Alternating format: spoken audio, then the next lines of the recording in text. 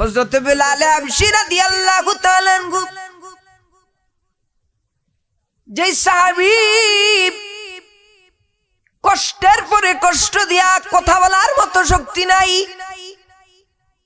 কণ্ঠটা দিয়ে আওয়াজ আসে না, এত রুদ্রের মধ্যে পানি দেয়া হয় না, এত রুদ্রের মধ্যে খাবার দেয়া হয় না, এত রুদ্রের মধ্যে খাবার দেয়া হয় না, পানি দেয়া হয় না। আপনারে যদি আমি 3টা ঘন্টা পানি না খাওয়াইয়া রাখি আপনি সহ্য করতে পারবেন না, কিন্তু দিনের পর দিন খানি না দিয়া পানি না দিয়া মরুভূমির মধ্যে উনারে শাস্তি দিতে আসে। শরীর থেকে মাংসটা পর্যন্ত খুলিয়া পড়িয়া যায়। কষ্ট দিতে যখন দেখতেছেন উনি ইমান থেকে খারিজ হইতেছেন না, ইমানের রাস্তা ছাড়তেছেন না, নবীর দেখানো পথ ছাড়তেছেন না, অপারগ হইয়া কানের কাছে গিয়া বলে, রে বেলাল, যদি তুমি দিন ইসলাম ছাড়িয়া দাও, যদি তুমি লাত মানাত হুজ্জা হুবলকে ভক্তি দেয়া শুরু করে দাও, যদি তুমি তাদেরকে নিয়ে কথা বলো, তাদের প্রতি যদি পুনরায় বিশ্বাস স্থাপন করো, তাইলে তোমারে ছাড়িয়া দেব। কণ্ঠ দিয়া কথা আসতেছে না, উপরের দিকে আঙ্গুল উঠা বলে, আহাদুন আহাদুন আহাদুন, মরে যাব, চলে যাব, বিদায় হয়ে যাব, ইমান থেকে সরব না, ইমান থেকে খারিজ হব না, মুহাম্মাদুর রাসূলুল্লাহ দেখানো পথে চলবো, আল্লাহ দেখানো পথে চলবো। বলি সুবহানাল্লাহ। উনার কষ্ট দেখিয়া হযরত আবু বকর সিদ্দিক রাদিয়াল্লাহু তাআলা নবীর দরবারে যায়। আরে ভাই, মানুষ কি মানুষে এত কষ্ট দিতে পারে? মানুষ কি মানুষে তো নির্যাতন করতে পারে? এটা পশুরে তো মানুষ মায়া করে, পশুর প্রতিও তো মানুষ দয়া করে, কিন্তু ইসলামকে কবুল করার কারণে, ইসলামকে মানার কারণে এত নির্যাতন দেখিয়া আবু বকর সিদ্দিক রাদিয়াল্লাহু তাআলা নবীর দরবারে গিয়া বলেন, ইয়া রাসূলুল্লাহ, নবীজি গো, হযরত বেলাল রাদিয়াল্লাহু তাআলা গুর এই কষ্ট আর সহ্য হইতেছে না, 200 দিরহাম দিয়া হযরত বিলাল রাদিয়াল্লাহু তাআলা কে কাফিরদের কাছ থেকে ছাড়ায় আনছেন। বলি সুবহানাল্লাহ। হযরত আব্দুল্লাহ বিন হুযাফা রাদিয়াল্লাহু তাআলা আনহু রোম সাম্রাজ্যের মধ্যে গেলেন, ইসলামের দাওয়াত নিয়ে গেলেন। রোমের সম্রাটের কাছে খবর আসে, মুসলমানের এক কাফেলা রোম রাজ্যের মধ্যে এসেছে, তারা লা ইলাহা ইল্লাল্লাহ মুহাম্মাদুর রাসূলুল্লাহর বাণী উড়াইতেছে, তারা কালিমার দাওয়াত প্রচার করতেছে। তাদেরকে আটক করিয়া দরবারে নেওয়া হলো। মুসলমানের চেহারার মধ্যে আল্লাহ কেমন নূর দিয়েছিলেন, মুসলমানের চেহারার মধ্যে আল্লাহ কেমন মায়া দিয়েছিলেন। হযরত আব্দুল্লাহ বিন হুযাফা রাদিয়াল্লাহু তাআলা আনহু 25 বছরের যুবক ছিলেন। উনার মুখের দিকে তাকাইয়াই ওই রোমের বাদশা অবাক হইয়া যায়, কি রে এত সুন্দর মানুষ। হযরত আব্দুল্লাহ বিন হুযাফার দিকে তাকাইয়া বলে, রে আব্দুল্লাহ বিন হুযাফা, আমি জানি আমি যদি তোমারে শাস্তি দেই তুমি ইমানের পথ থেকে সরে আসবা না, কারণ আমি জানি রে, যারা মুহাম্মাদুর রাসূলুল্লাহর সংস্পর্শে থেকেছে, যারা মুহাম্মাদুর রাসূলুল্লাহ সাল্লাল্লাহু আলাইহি সাল্লামের কাছে থেকেছে, পৃথিবী উল্টে যাবে, পৃথিবী তছনছ হয়ে যাবে, তারা কষ্টের পরে কষ্ট সহ্য করবে, কিন্তু দিনের রাস্তা থেকে তারা 1 ইঞ্চি পরিমাণও সরে যাবে না। উনারে শর্ত লাগাইয়া দিল, রে তুমি যদি ইমানের পথ থেকে সরে আসো, তুমি যদি মূর্তির পক্ষে সাক্ষী দাও, তাইলে আমি তোমারে কয়েকটা উপহার দিতে চাই। প্রথম নাম্বার হলো, আমার যে সুন্দরী মেয়ে আছে ওই মেয়েরে আমি তোমাকে দিয়া দেব। আমার সাম্রাজ্যের অর্ধেক তোমারে দিয়া দেব। তোমার সঙ্গী সাথী যারা আছে তাদেরকে আমি মুক্ত করিয়া দেব। হযরতে আব্দুল্লাহ বিন হুযাফা প্রশ্ন করলেন, রে রুমের বাদশা, তুমি যে আমার এই উপহার দিবে শর্তটা কি, আমাকে কি মানতে হবে? তিনি বললেন, তোমাকে ঈমান হারা হতে হবে, মূর্তির পক্ষে তোমারে সাক্ষী দিতে হবে। কথাটা বলার সঙ্গে সঙ্গে চক্ষুটা লাল হয়ে যায়। আঙুলটাকে উপরের দিকে তুলিয়া বলেন, আমারে তুমি অর্ধেক রাজত্ব নয়, যদি তুমি আমারে সারা পৃথিবীর মালিক বানিয়ে দাও, যদি আমি সারা পৃথিবীও তুমি আমারে দিয়ে দাও, তারপরে আমি লা ইলাহা ইল্লাল্লাহু মুহাম্মাদুর রাসূলুল্লাহর বিশ্বাস থেকে কিঞ্চি পরিমাণও সরে যাব না। উনারে বন্দী করা হয়ে গেল। মন্ত্রী পরিষদের সবাই বলে, রে মুসলমানরা বড় শক্তিশালী হয়, মুসলমানরা বড় জ্ঞানী হয়, মুসলমানরা মরে যাবে, মুসলমানরা দুনিয়া থেকে বিদায় হয়ে যাবে, কিন্তু ঈমান হারা হবে না। কি বিশ্বাস ছিল কাফেরদের? কাফেররা পর্যন্ত সাক্ষী দিয়েছে মুসলমানরা এমন জাতি, মুসলমানরা এমন শক্তিশালী, যাদের সামনে দাঁড়ানোর মতো ক্ষমতা কোন বিধর্মীর ছিল না। কথা বলেন ঠিক কিনা বলেন? আজকে আমার মুসলমান ভাইরা নির্যাতিত কেন? ঈমান হারা হয়ে গেছে। নয়তো আমার আকাবির যিনি ছিলেন, আমি যাকে আইডল মনে করি, আমার নবী মুহাম্মদুর রাসূলুল্লাহ সাল্লাল্লাহু আলাইহি ওয়াসাল্লাম, তার সাহাবীগণের কথা তো আল্লাহর সৃষ্টি কুল কায়নাত শুনেছে। শুনে কি শুনে নাই? হযরতে উমরে ফারুকের রুমালের কারণে আগুন পর্যন্ত নিভে গেছে। বলি সুবহানাল্লাহ। কেন? তারা ঈমানের বলে বলিয়াছিলেন। আজকে তুমি নির্যাতিত কেন? তোমার কথা তো সৃষ্টি জগৎ শোনার কথা। তুমি তো আল্লাহর সৃষ্টি জগতের সবচাইতে দামি, সবচাইতে সম্মানী, তাইলে তুমি কেন মাইর খাইতেছো? তোমার সামনে তো ওরা দাঁড়ানোর সাহসই করতো না।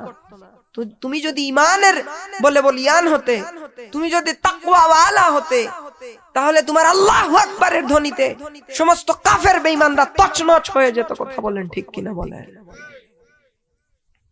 হযরতে আব্দুল্লাহ বিন হুযাফা, কাফেরেরা বলে, রে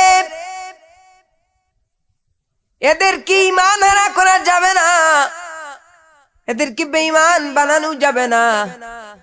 যখন এরা আল্লাহর নাফরমানিতে লিপ্ত হয়ে যাবে, ওই সময় এরা বেঈমান হয়ে যাবে, ওই সময় এরা ঈমান হারা হয়ে যাবে, এদের ঈমান দুর্বল হয়ে যাবে। রোম সম্রাট সুন্দরী মেয়েরে সাজাইয়া জেলের ভিতরে নিয়া দিল। নিজের মেয়েরে আব্দুল্লাহ বিন হুযাফা রাদিয়াল্লাহু তাআলা আনহু বেঈমান বানানোর জন্য নিজের মেয়েরে অর্ধ উলঙ্গ করিয়া নিয়া দিল।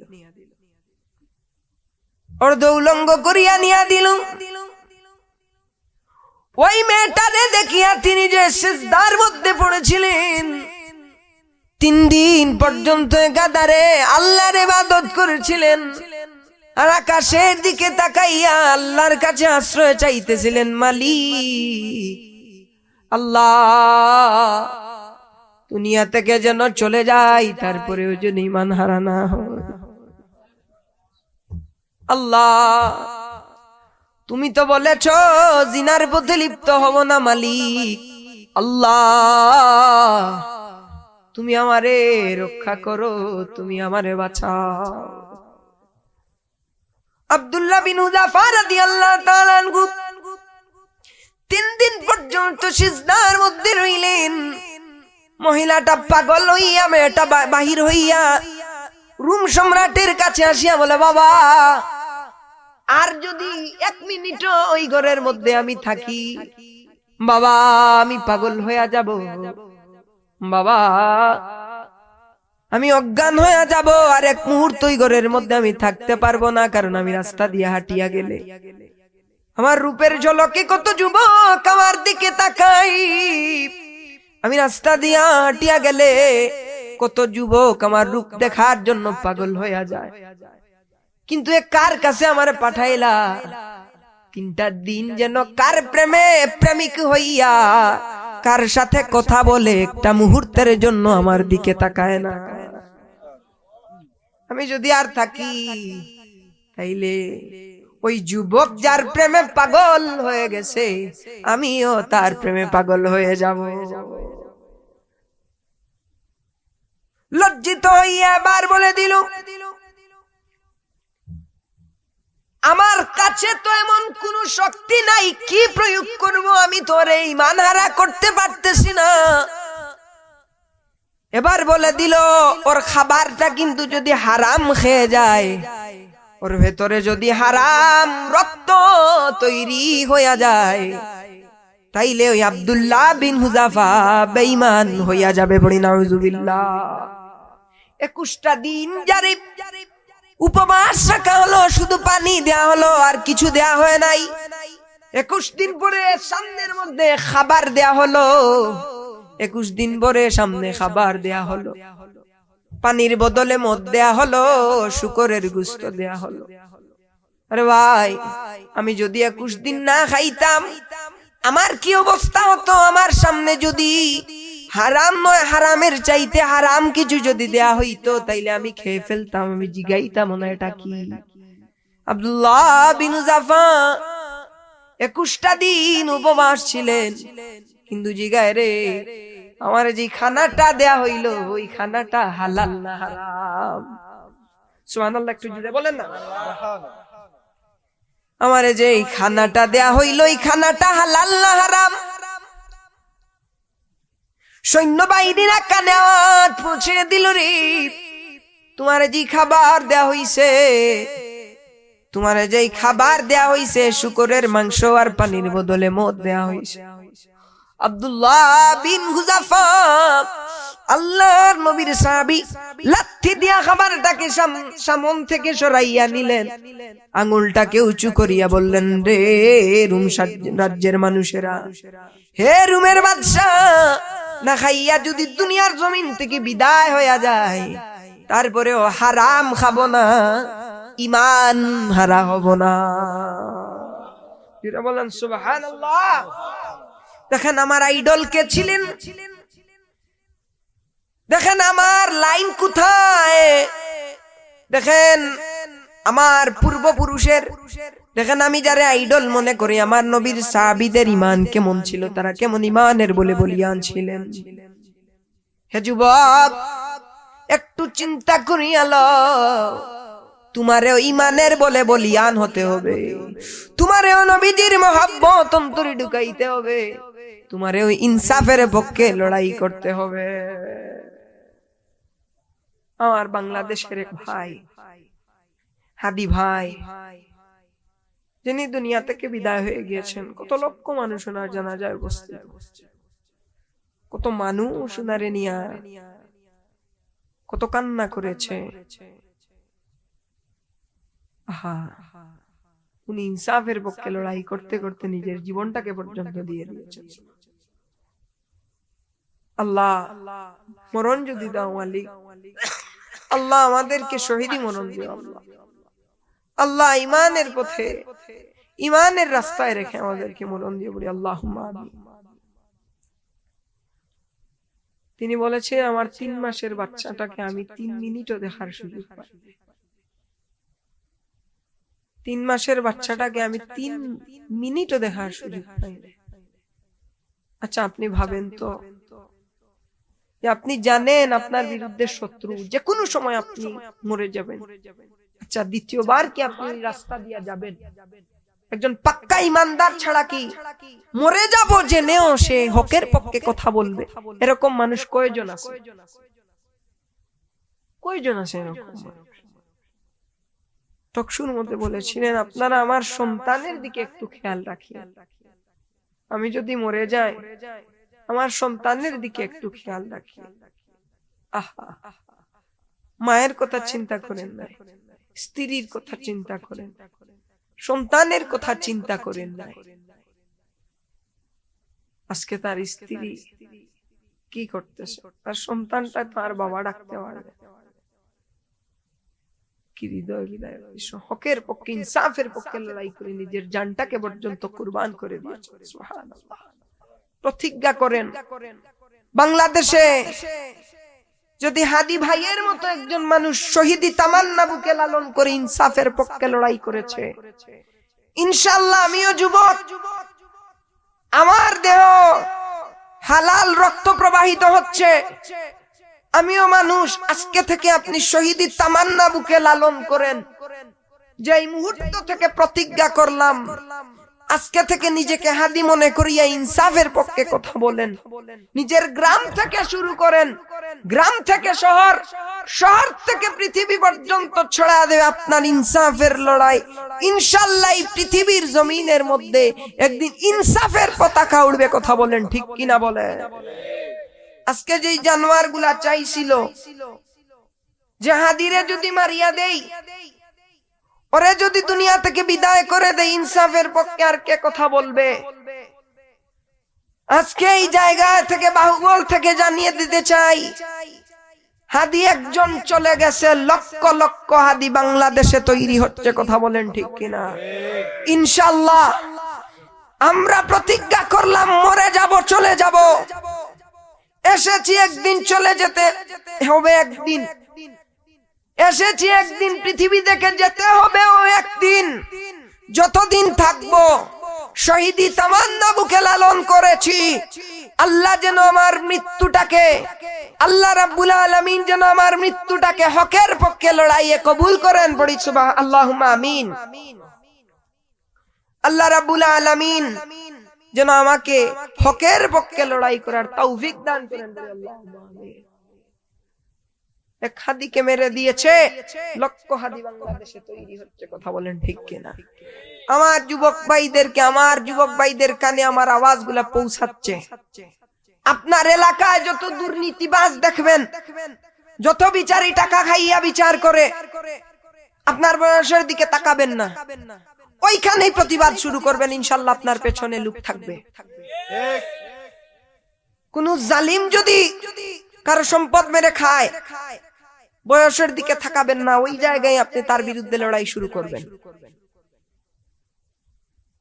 যদি দেখেন যে দুর্নীতি হচ্ছে, যদি দেখেন আল্লাহর নাফরমানি হচ্ছে, প্রতিবাদ শুরু করে দেবেন। ইনশাআল্লাহ আল্লাহ আপনাদের সাথে আছে।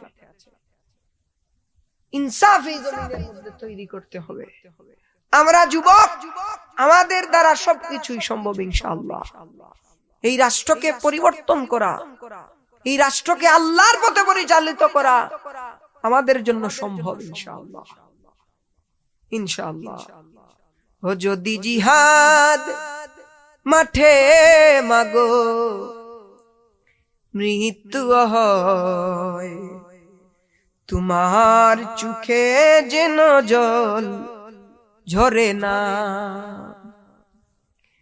ও যদি জিহাদ মাঠে মাগো মৃত্যু হয়, তোমার চোখে যেন জল ঝরে না। কিয়ামতে পরিচয় দেবে তুমি, আল্লাহ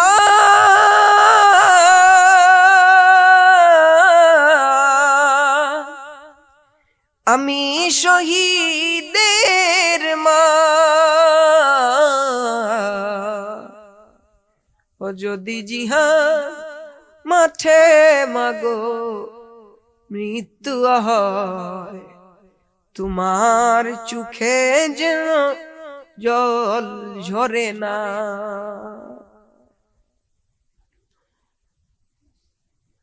আল্লাহ সুবহানাহু ওয়া তাআলার দরবারে এই কথা নিয়ে রব্বুল আলামিনের দরবারে চান, মাওলা দুনিয়ার জমিন থেকে চলে যাব তো একদিন বিদায় হয়ে যাব, মাওলা দুনিয়া ছাড়িয়ে আমার একদিন চলে যাইতে হবে। আল্লাহ যদি চলিয়া যায়, আইলে আমারে জিহাদি মরণ দিও আল্লাহ, আমারে তোমার ইসলামের জন্য কবুল করে নিও। বড়ি আল্লাহুম্মা আমিন। আল্লাহর কাছে দোয়া করি, আল্লাহ মালিক আমার কপালে হেদায়েত দাও আল্লাহ, আমারে তোমার রাস্তায় কবুল করে নাও আল্লাহ। তওবা করো আর বলো, আল্লাহ জানা ফরমানি করেছি গো মওলা, আল্লাহ আমাদের ক্ষমা করে দাও আল্লাহ, ভুল করেছি আর করব না, আমরা তো তোমার গোলাম, আমরা তো তোমারই বান্দা আল্লাহ। আল্লাহ তুমি যদি আমরারে না মাফ করো, তুমি যদি আমরা গোলামদেরকে না মাফ করো আল্লাহ, আমাদেরকে তো আর মাফ করনে ওয়ালা কেউ নাই। কান্না করি আল্লাহর দরবারে দোয়া করেন। আল্লাহ রাব্বুল আলামিন বলেন, লা তাকনাতু মির রাহমাতিল্লাহ। বান্দারি যত গুনাহগার হও না কেন, যত পাপী হও না কেন, তোমার জিন্দেগির গুনাহকে চোখের পানির বদৌলতে যিনি ক্ষমা করে দিবেন, আওয়াজ করে বলো তিনি কে? ওই সময় নার পরিবার নাকে নির্যাতন করা শুরু করে দিল। উনার পরিবারের মানুষ উনারে নির্যাতন করা শুরু করে দিল। এত নির্যাতন করলো, আপন মানুষগুলা যখন আপন মানুষে আঘাত করে, ওই আঘাতটা ভুলা যায় না। আমারে যদি আমার বাবা আঘাত করে, অন্যায় ভাবে আমার বাবা আঘাত করে, আমি ওইটা সহ্য করার মতো ক্ষমতা রাখি না। আমারে যদি আমার মা অন্যায় ভাবে আঘাত করে, তাইলে ওই আঘাতটা সহ্য করার ক্ষমতা আমি রাখি না। কিন্তু নবীজি রাহমাতুল লিল আলামিনকে মহব্বত করার কারণে, ইসলামকে কবুল করার কারণে ওই সাহাবীকে নিজের পরিবারের মানুষ পর্যন্ত টর্চার করতে লাগলো। মুসাব ইবনে উমাইর রাদিয়াল্লাহু তাআলা এক সময় মদিনায় হিজরত করলেন। আল্লাহর নবী উনারে দেখা চোখের পানি ফালায়া কাঁদেন। নবীজি সাহাবীদেরকে বলেন, রে সাহাবী, আমার উমায়ের, আমার মুসআব এত বিলাসী ছিল, এত ধনী ছিল, আজকে তার দিকে তাকাও। ঈমান আনার কারণে, ঈমানের রাস্তায় চলার কারণে আজকে তার পরনের চাদরটা দেখো, যে চাদরটার মধ্যে ছেঁড়া, যে চাদরটার মধ্যে তালি লাগানো, অথচ আমার মুসআব ছিল কে? যে মুসআব তৎকালীন জামানায় 200 দিরহামের কাপড় ছাড়া তিনি পরিধান করতেন না। উহুদের যুদ্ধের সময় ইসলামের পতাকাটা উনার হাতে ছিল। একটা সময় একটা কাফির আসিয়া উনার হাতে আঘাত করলো। হযরত মুসআব রাদিয়াল্লাহু তাআলা আনহুর একটা হাত কেটে গেল। একটা হাত কাফেরের তরবারের আঘাতে কেটে গেল, হাতটা কেটে গেল। এই হাতের মধ্যে ইসলামের পতাকাকে উঠায়া নিলেন। এই হাতটা কেউ কেটে নিল, ডান হাতও কেটে নিল, বাম হাতও কেটে নিল। উনি উনার মুখ দিয়া জমিনের মধ্যে হাঁটুটা ফালা ইসলামের ঝান্ডা নিয়ে উহুদের ময়দানে খাড়া হয়ে গেলেন। বলে সুবহানাল্লাহ। একটা সময় এটা কাফির আসিয়া উনার বুক বরাবর একটা তীর মারলো। তীরের আঘাতে বুকটা ঝাঁঝরা হয়ে গেল। এই দিকে বুকের তীর ঢুকলো, ওই পাশ দিয়া বাহির হলো। একটা নয়, দুইটা নয়, শত শত তীরের আঘাতে ইসলামের জন্য, দ্বীনের জন্য আল্লাহ নবীর সাহাবী কালেমা পড়িয়া ঈমান লয়া, নবীজির মহব্বত দেখায়া ইসলামের ঝান্ডাকে সমুন্নত করিয়া দুনিয়ার জমিন থেকে বিদায় হইয়া গেলে। ঈমানের পথে অবিচল থেকে আমার মরণ যেন তোমারই কাছে মিনতি আমার, মহামহিম দয়াময়, ইমানের পথে অবিচল থেকে আমার মরণ যেন হয়। আল্লাহুম্মা আমিন। আল্লাহ পাক যেন আমাদেরকে মুত্তাকি হিসাবে কবুল করেন। আল্লাহ রাব্বুল আলামিন যেন আমাদেরকে ঈমানের বলিয়ান হওয়ার তৌফিক দান করেন। যদি আপনি ঈমানওয়ালা হয়ে যান, তাকওয়াওয়ালা হয়ে যান, আল্লাহর গোটা কুল কায়নাত আপনার কথা শুনবে, আপনি সফল হয়ে যাবেন। আপনি হাসতে হাসতে আল্লাহর জান্নাতের মেহমান হয়ে যাবেন। এজন্য আজকে থেকে তওবা করেন, আর কোনদিন আল্লাহর নাফরমানি করবেন না, এবং জিহাদি তামান্না বুকে লালন করেন, এবং ইনসাফের পক্ষে লড়াই করা শিখেন। যেই জায়গার মধ্যে আল্লাহর নাফরমানি হবে, যেই জায়গার মধ্যে দুর্নীতি হবে, বেবিচার হবে, জুলুম হবে, নির্যাতন হবে, ওই জায়গায় প্রতিবাদের আওয়াজ উঠাতে হবে। সাল্লাল্লাহু আলা সাইয়্যিদিনা, তো দিল লাগাইয়া পড়েন না, সাল্লাল্লাহু আলা সাইয়্যিদিনা ওয়া মাওলানা মুহাম্মদ,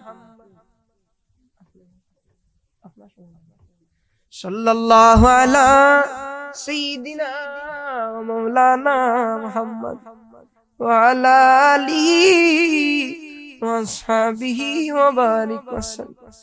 বালাগাল উলা বিকামালিহি কাশাফাদ দুজা বিজামালিহি হাসনাত জামিউ খিসালিহি সাল্লু আলাইহি ওয়া আলিহি সাল্লিমু ইয়া কওম বাল সাল্লু আলা সাদরিল আমিন মুস্তাফা মা দাইলিল্লাহ রাহমাতাল লিল আলামিন। আহসানু মিনকা লাম তারাকাত আইনি ওয়াজমালু মিনকা লাম তালিদিন নিসাই বালাগাল উলা বিকামালিহি কাশাফাদ দুজা বিজামালিহি হাসনাত জামিউ খিসালিহি সাল্লু আলাইহি ওয়া ইন্নিল তিয়ারি হাসবা ইয়াউমান ইলা আরদিল হারাম বাল্লিগ সালামি রাউদাতান ফিয়ান নবিয়ুল মুহতারাম বালাগাল উলা বিকামালিহি কাশাফাদ দুজা বিজামালিহি হাসনাত জামিউ খিসালিহি সাল্লু আলাইহি ওয়া আলিহি। আমার আজমত কতটুকু আল্লাহ দিয়েছেন, আমার সম্মান কতটুকু আল্লাহ দিয়েছেন, তাইলে আপনি ওই পানির উপর দিয়ে হাইটা যাইতে পারতেন। শাহজালাল মুজাররিদে আমানি রাহমাতুল্লাহি আলাইহি, যিনি সুরমা নদী পার হইলেন, নৌকা জাহাজ সবকিছুই তো বন্ধ করে দিল, উনাকে তো থামাতে পারে নাই, উনি পানির উপর দিয়া চলিয়া গিয়াছেন। পড়ি সুবহানাল্লাহ। পানি তো উনারে ডুবায়, কেন ডুবায় নাই? উনি ঈমানের বলিয়ান ছিলেন, যার আল্লাহু আকবারের ধ্বনিতে বাতিলের মসনদ থরথর করে কেঁপে উঠেছিল। কেন? উনি ঈমানের বলিয়ান ছিলেন, উনার ভেতরে দৌলতে ঈমান ছিল। হযরতে উমরে ফারুক রাদিয়াল্লাহু তাআলা আনহু, উমর ইবনুল আব্দুল আস রাদিয়াল্লাহু তাআলা আনহু যখন মিশরের গভর্নর করে পাঠাইলেন, তখন নীলনদকে একটা কুমারী মেয়েকে বলি দেওয়া হইতো, তারপরে ওই নীলনদ 1 বছর পানি দিত। এই খবরটা যখন উমরে ফারুক রাদিয়াল্লাহু তাআলা আনহুর কানে আসলো, উনি নীলনদকে উদ্দেশ্য করে একটা চিঠি লিখলেন যে, হ্যাঁ নীলনদ, তুমি যদি তোমার ইচ্ছায় পানি দিয়া থাকো, তাইলে তোমার কাছে একটা কুমারী মেয়েকে দেয়া লাগবে, আর তুমি যদি আল্লাহর ইচ্ছায় পানি দিয়া থাকো, তাইলে তুমি সারা জীবন পানি দিয়া যাবে। উমরে ফারুক ওই চিঠি দিতে দেরি হইল, আজ পর্যন্ত একটা দিনের জন্য নীলনদের পানি শুকায় নাই। সুবহানাল্লাহ। আল্লাহ ওয়ালা যারা হয়ে গেছেন, যারা ঈমানের বলিয়ান হয়ে গেছেন, তাদের কথা আল্লাহর সৃষ্টির তামাম কিছু শুনেছে, তাদের গোলাম আল্লাহ রাব্বুল আলামিন আল্লাহর সৃষ্টি কায়নাতকে বানিয়ে দিয়েছেন। সুবহানাল্লাহ। আল্লাহর সৃষ্টি কুল কায়নাত তাদের কথা শুনতে বাধ্য হয়েছে। কেন? কারণ তারা তাকওয়াওয়ালা ছিলেন, তারা ঈমানওয়ালা ছিলেন। আপনাকে যদি এই জায়গায় আমি 1 কোটি টাকা দেই বা 2 কোটি টাকা দেই, বলি যদি আপনি কি আপনার ঈমানকে বিক্রি করে দিবেন? আপনি সারা জীবন আরাম আয়েশে থাকবেন? আমার মনে হয় না। 100% মানুষের মধ্যে 90% মানুষও বলতে পারবেন না, আমার টাকা লাগবে না, আমার আল্লাহ লাগবে, আমার রাসূল লাগবে। আল্লাহ বলছেন, আলা ইন্না আউলিয়া আল্লাহ লা খাউফুন আলাইহিম ওয়া লা হুম ইয়াহজানুন। যারা আল্লাহর ওলি হয়ে গেছে, যারা আল্লাহর বন্ধু হয়ে গেছে, তাদের কোনো চিন্তা নাই। তাহলে আপনি যখন ঈমানের বলে বলিয়ান হয়ে যাবেন, তাকওয়াওয়ালা হয়ে যাবেন, আপনি আল্লাহর বন্ধুতে রূপান্তরিত হয়ে যাবেন। সুবহানাল্লাহ। আমার বাবাজিরা রে, আমার তাকওয়াওয়ালা যখন হয়ে যাবেন, ঈমানওয়ালা যখন হয়ে যাবেন, আল্লাহর ভয়টাকে যখন অন্তরের মধ্যে ঢুকায়া নিবেন,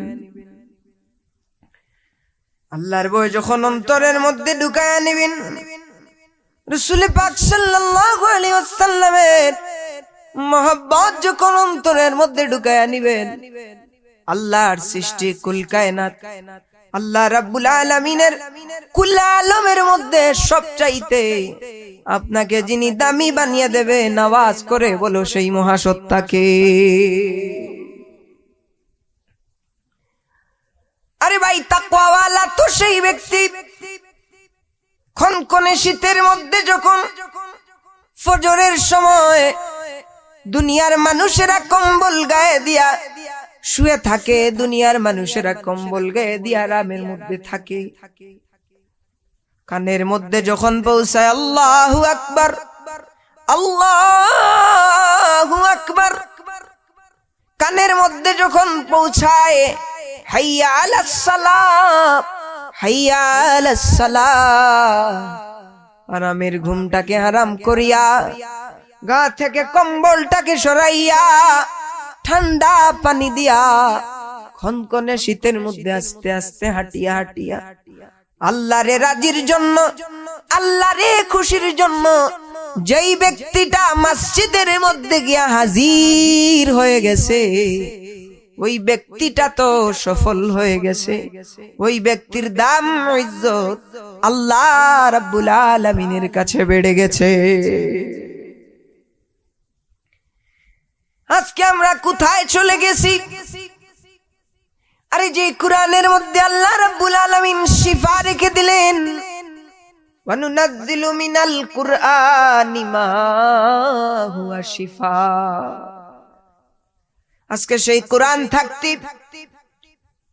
ইমাম জালালউদ্দিন সুয়ুতী রাহমাতুল্লাহি আলাইহি বলেন যে সূরাতুল ফাতিহার প্রতি অক্ষরে রাব্বুল আলামিন 70টা রোগের ঔষধ রেখে দিলেন। তাইলে সূরাতুল ফাতিহা নামক এত বড় নিয়ামত থাকতে, এত বড় শিফা থাকতে আপনি কেন ডাক্তারের কাছে যেতে হয়?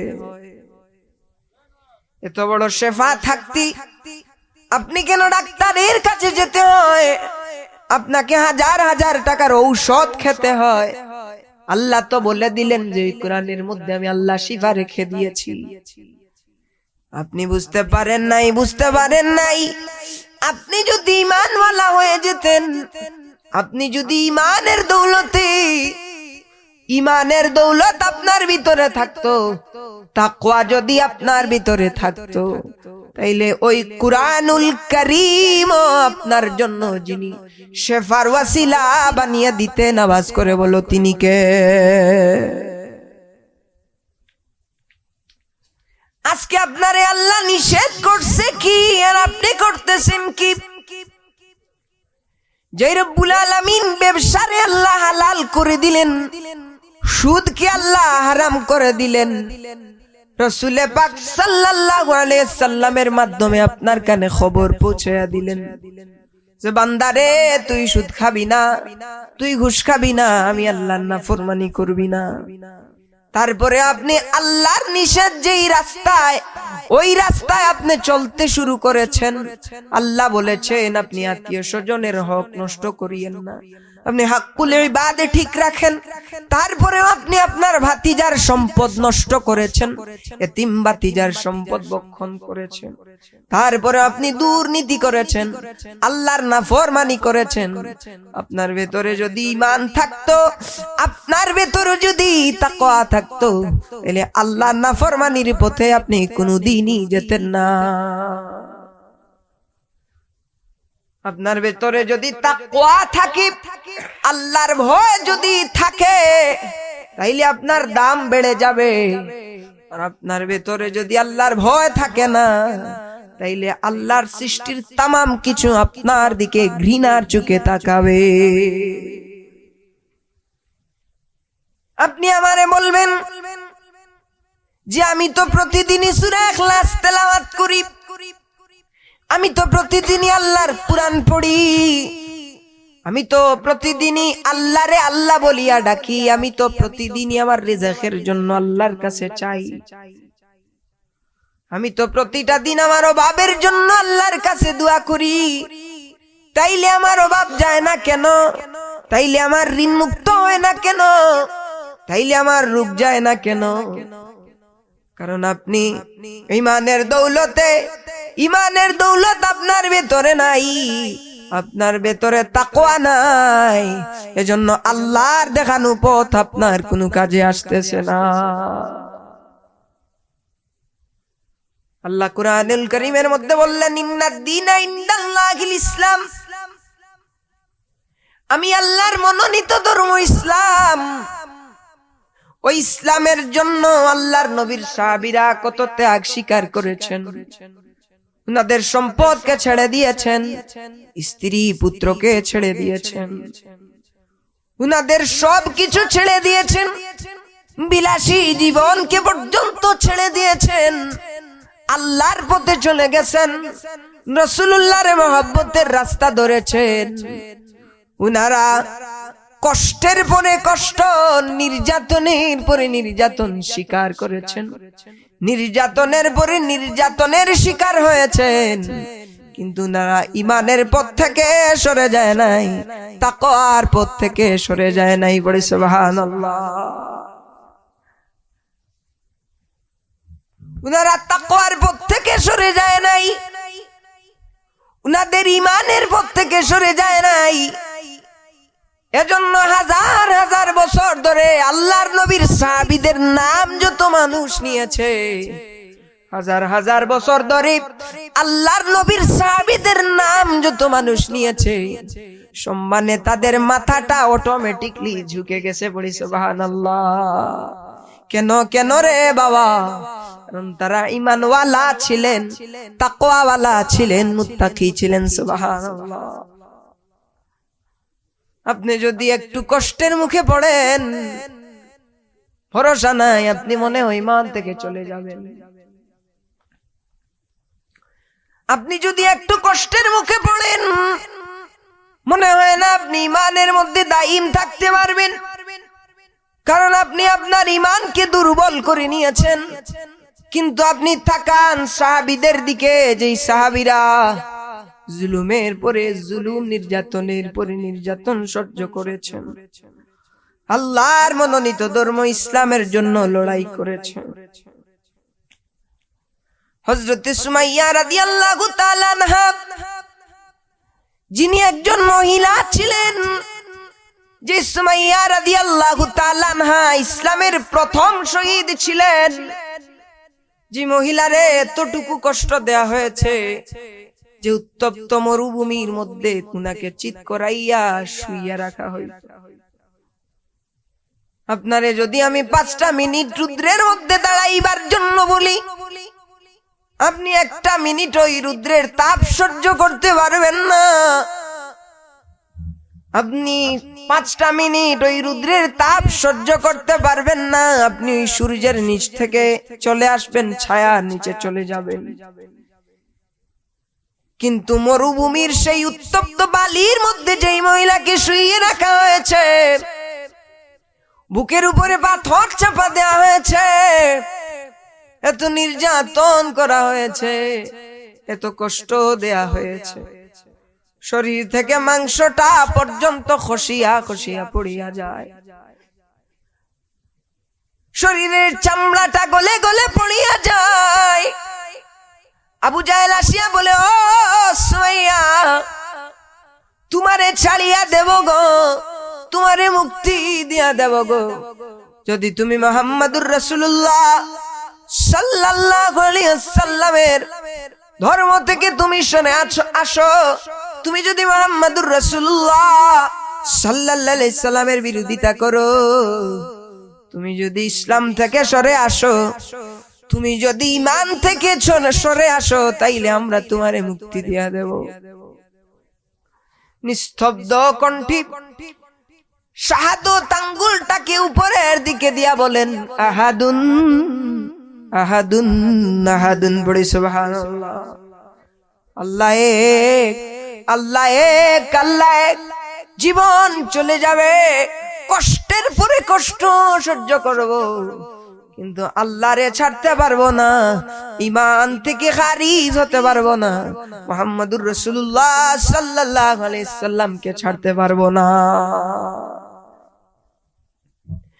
আবু জাহেল একটা বর্ষা নিল,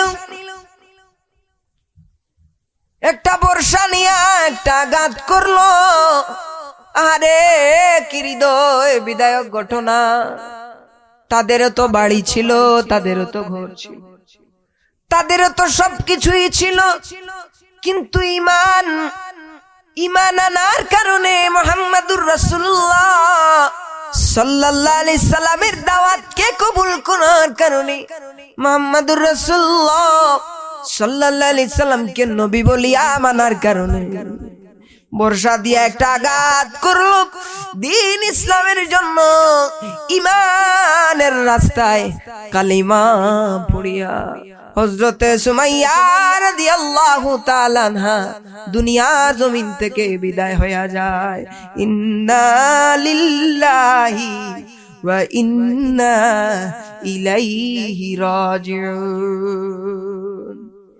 ঈমানের পথে অবিচল থেকে আমার মরণ যেন হয়। আল্লাহুম্মা আমিন। তোমারি কাছে মিনতি আমার, তোমারি কাছে মিনতি আমার, মহামহিম দয়াময়,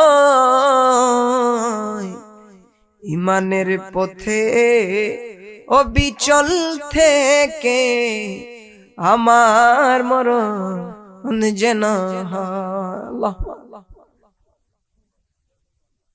ঈমানওয়ালা হয়ে গেলে আপনার দামটা বেড়ে যাবে, ঈমানওয়ালা হয়ে গেলে আপনার ইজ্জতটা বেড়ে যাবে। হে যুবক ভাই, হে আমার মুসলমান ভাই, ইসলাম কবুল করার কারণে তোমারে তো কেউ কোনদিন আঘাত করে নাই, ইসলাম কবুল করার কারণে তোমারে তো কেউ কোনদিন নির্যাতন করে নাই, ইসলাম কবুল করার কারণে তোমারে তো সম্পদ ছাড়তে হয় না। চিন্তা করেন, আল্লাহর নবীর সাহাবীরা ঈমানের রাস্তা দিয়া চলার কারণে, নবীর মহব্বতের রাস্তা দিয়া চলার কারণে, আল্লাহর দেখানো পথে চলার কারণে কতটুকু তাদেরকে কষ্ট সহ্য করতে হয়েছে।